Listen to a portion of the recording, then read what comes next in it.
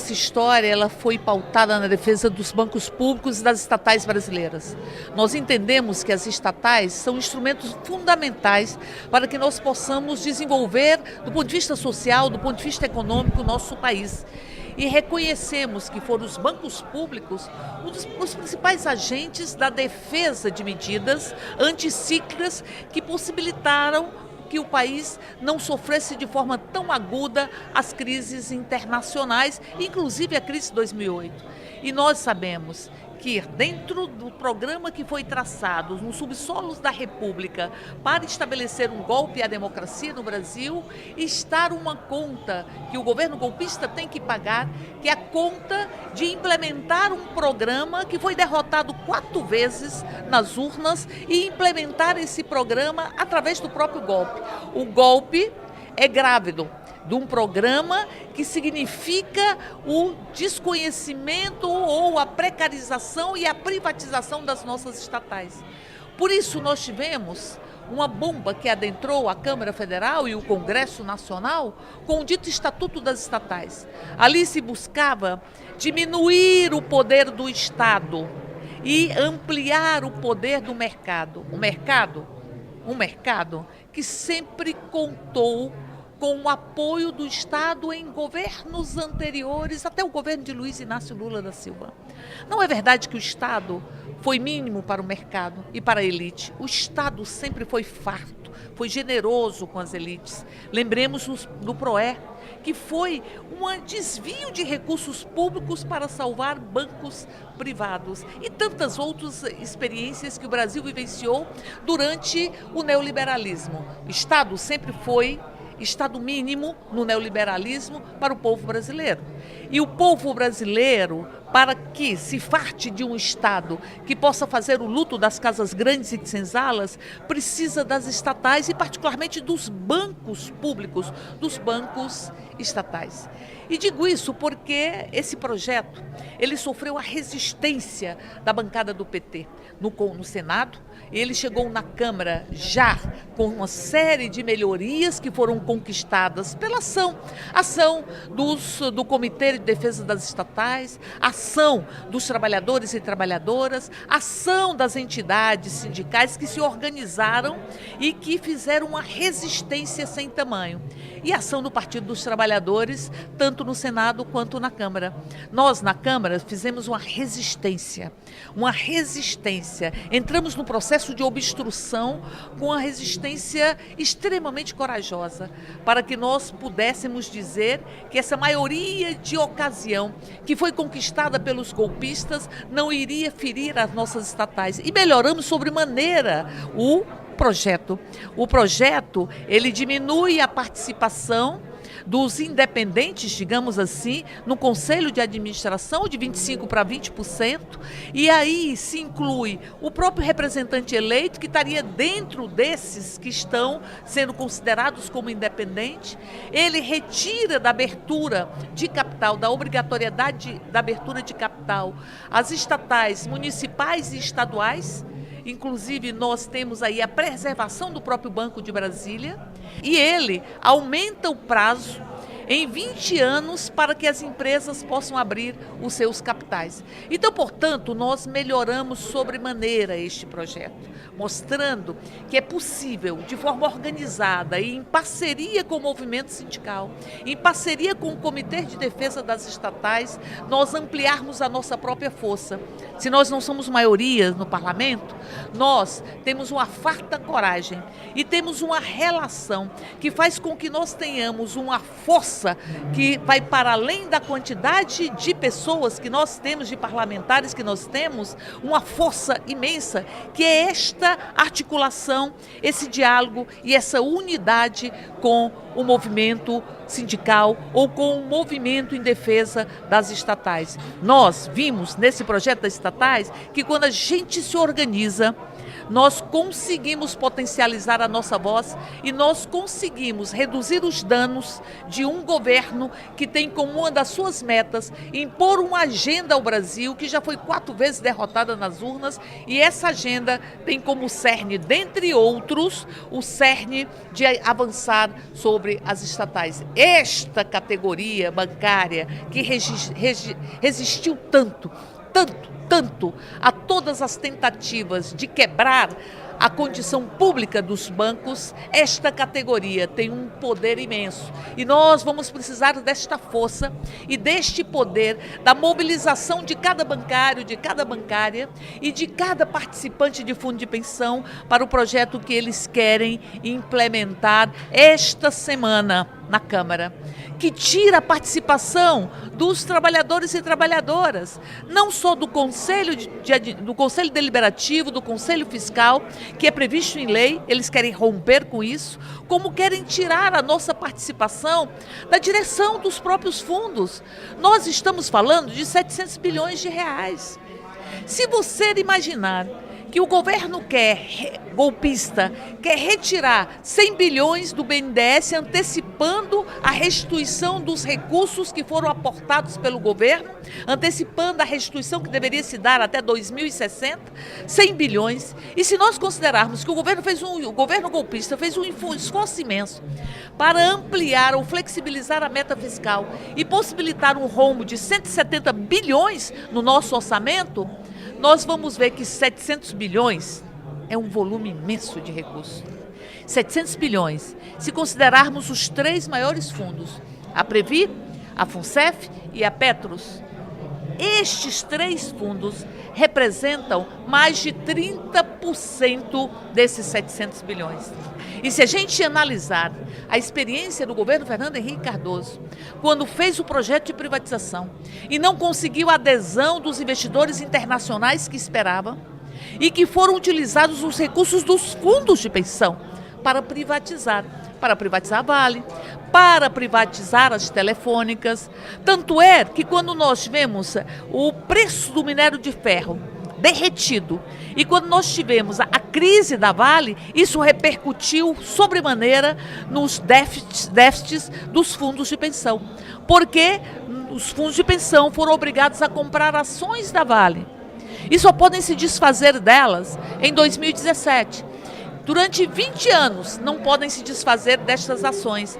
Eu não sei se vocês lembram que à época foi dito por um representante do governo Fernando Henrique Cardoso que se estaria no limite da nossa responsabilidade com a utilização dos fundos de pensão e com a utilização do BNDES para financiar o projeto de privatização que foi criminoso com a nação. Então, portanto, o governo que quer reduzir os gastos sociais, quer reduzir o gasto com a saúde, com a educação e vai encaminhar uma proposta de emenda constitucional para a Câmara nesse sentido. Este governo, que é a sua base, tentou colocar dentro de uma medida provisória um projeto para abrir mão da receita da importação de papel que vai atender os grandes jornais. Esse governo que tem que pagar uma série de contas para os segmentos que construíram este golpe. Este governo quer se apossar de 700 bilhões. Por isso precisa tirar os trabalhadores do Conselho de Administração, precisa tirar os trabalhadores do Conselho Fiscal, precisa tirar os trabalhadores da direção. E o que nós vamos perceber? E que percebemos nos fundos de pensão? Esse déficit, em grande medida, foi construído quando não havia representação dos trabalhadores e trabalhadoras. E nós tínhamos, naquela época, 188 bilhões de patrimônio. Hoje são 700 bilhões, com a participação dos trabalhadores, tanto na direção, que não é assegurada em lei, mas no Conselho Deliberativo e no Conselho Fiscal, assegurado em lei desde 2001. Eles querem tirar o olho do dono, querem tirar a voz do dono, para dizer que a diretoria será toda composta por pessoas do mercado. Quem contratará esses profissionais do mercado? Uma empresa. Quem contratará a empresa? O próprio governo. E quem me diz que o mercado tem uma racionalidade autônoma? E quem me diz que os donos do fundo não podem ser responsáveis pela gerência dos seus recursos? Porque os recursos, metade da patrocinadora, metade dos participantes, que estarão fora da direção. É bom lembrar que os fundos que tiveram o melhor desempenho são os fundos mais democráticos. Os fundos como a Previ, por exemplo, que tem a gestão compartilhada, ou seja, não tem o voto de qualidade, não tem o voto de Minerva, o que aumenta o potencial de discussão e o compartilhamento da própria gestão entre participantes e patrocinadoras. E os fundos que carregaram o maior problema, dos 4 que nós analisamos na CPI, é o que é menos democrático. A Postalis, por exemplo, que carrega déficit sem tamanho e que não tem nenhum representante eleito no conselho, na direção. Nenhum representante eleito. Vai passar, ou iria passar, e vai passar porque nós vamos derrotar esse projeto na Câmara, a partir desse momento. Mas não tem representantes eleitos, não tem paridade na direção, como tem a FUNCEF, como tem a Previ. E a Postalis entregou para o dito mercado, sábio, a gestão dos seus recursos. E nós tivemos 250 milhões de títulos do governo local trocados por títulos da Venezuela. Um verdadeiro mico feito pelo mercado.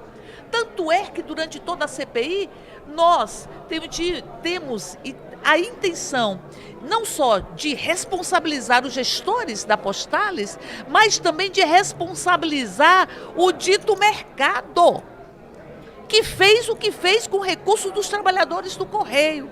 Portanto, não me venham dizer que o mercado tem uma sabedoria. Sabedoria tem aqueles que constroem o fundo. E ele é construído todos os meses pelos participantes na metade dos seus próprios recursos. Mas mais do que isso, os fundos só existem em função dos trabalhadores e trabalhadoras.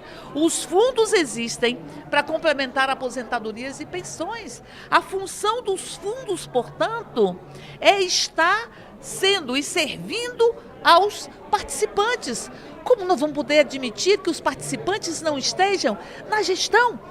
Que sejam retirados do conselho de administração, do conselho deliberativo, do conselho fiscal, e que não façam parte da gestão. Nós deveríamos estar aprofundando a democratização, para que nós tivéssemos o aumento da boa governança, para que nós tivéssemos o aumento do controle. A CPI tirou, inclusive, criar um comitê de investimento paritário, para que nós tenhamos um cuidado maior com os investimentos, para que não tenhamos que amargar déficits que vão ser absorvidos em grande medida pelos próprios participantes. Por isso, nós estamos chamando você, para que você possa participar dessa luta, para que você possa dizer: não toquem nos meus recursos, não deixemos que esses 700 bilhões de reais, que são frutos da minha contribuição, da sua contribuição, da contribuição de cada um e cada um de nós, que esses fiquem à mercê de um governo que 40% dele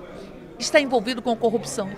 Em menos ou pouco mais de um mês de governo, já são 3 que saem, 3 que têm posturas de delinquentes.